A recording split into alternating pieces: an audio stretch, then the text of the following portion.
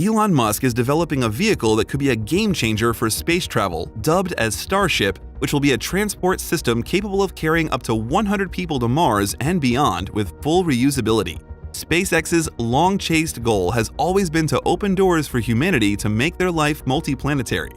Motivated by the existential threats faced by our reign on planet Earth, by fears such as an asteroid collision that wipes out humanity. Speaking at a conference in Mexico some 5 years ago, Elon Musk said that history is going to bifurcate along with two directions. One path is we stay on Earth forever, and then there will be some eventual extinction event. He has consistently spoken about his lofty dreams of developing habitable cities on Mars.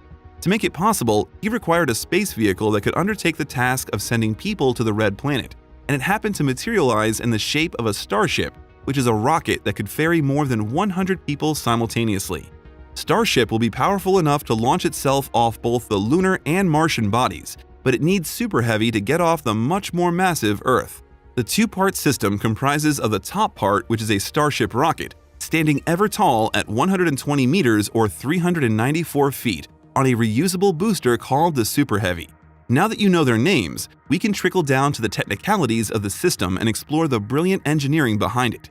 Powered by Raptor engines that burn methane as fuel, a fancy nose cone and landing fins, and a capacity to carry at least 100,000 kilograms of payload to low Earth orbit, the system resembles one from a science comic and seeks excellence by all means. The 6 engines allow combustion to take place in stages, and their design cuts down the wastage of the propellant, which is stored in the propellant tanks placed in the middle of the vehicle.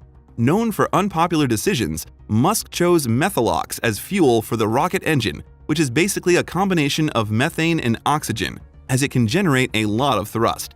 Another explanation behind the decision is that a Mars-oriented game plan required a Mars-suitable solution, which Musk came up with in the form of the rationale that methane could be synthesized from Martian subsurface water and atmospheric carbon dioxide using the Sabatier reaction. This in turn makes the entire ambition less costly, as using Martian resources could help reach a modest level of self-sufficiency. The upper part can house cargo and people, but the bottom one, the booster, is where things get interesting. Like the former, the 70-meter-tall booster too will be filled with 3,400 tons of chilled methalox and would be powered by Raptor engines. Though the number of engines keeps updating, it is safe to suggest that the engineers would provide more than 18 million pounds or 72 meganewtons of thrust, which would enable the system to carry greater payloads to LEO.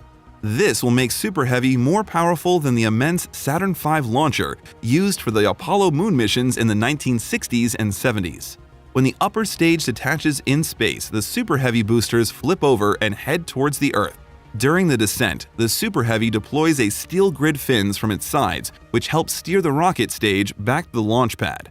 Initially, Musk and SpaceX wanted to ignite the booster's engines to guide it to a landing on 6 steel legs like they did with Falcon 9, but it didn't take them long before they had a change of heart. Announcing it from his Twitter account, Elon announced that he now intends to catch the booster in the air by using an arm on the launch tower. Now, this may sound like an absurd idea to the layman, but with Rocket Lab going ahead with similar ambitions with their Electron rocket, SpaceX might end up nailing the final nail in the coffin of the naysayers. The interesting setup also allows for orbital refilling to be made possible, as the upper stage could be inserted into a parking orbit after separation, where it can be refilled with propellant.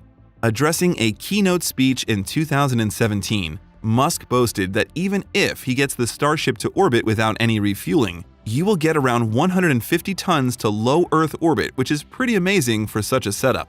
Without any orbital refueling, we expect to have a payload capability of 150 tons to low Earth orbit. To refuel, the spacecraft would simply go ahead and dock with another Starship that would function as a propellant depot and would be there circling Mother Earth already. Musk emphasized that you can utilize control thrusters to accelerate in the direction that you want to empty to transfer propellant, which would then be a piece of cake for the mating Starship. For lengthy and arduous trips, which can take up to 9 months to and from Mars, Musk is looking to install around 40 cabins in the payload area near the front of the upper stage, where each cabin would be able to house around 5 or 6 people. That can make the Starship carry people to destinations in the cosmos, including fancy planets like Jupiter, which is a long-term project. Starship might also play a role in NASA's Artemis program, which aims to establish a long-term human presence on the moon. And NASA cannot help but be intrigued by the ambition like all of us, and has awarded a $135 million contract to SpaceX to upgrade its functionality to that of a crewed lunar lander last year, which is a big achievement for Musk and his team. However, it comes with a design change that lacks the flaps which are necessary for a journey back to Earth. Instead, the Starship human landing system would remain in space after its initial launch from Earth, to be used for multiple trips between lunar orbit and the moon's surface. Such a system could even be used for high-speed journeys between different destinations on Earth, which will ensure that SpaceX would have to reach a high level of precision and give a tough time to aviation companies when it comes to the travel times on offer. And as no move comes without a downside, Musk's company has made the Starship enter the atmosphere at a 60-degree angle in a belly flop manner, which is too reliant on it, which has fueled skepticism. But he has tacked it by assuring that he is trying to create a drag rather than a lift.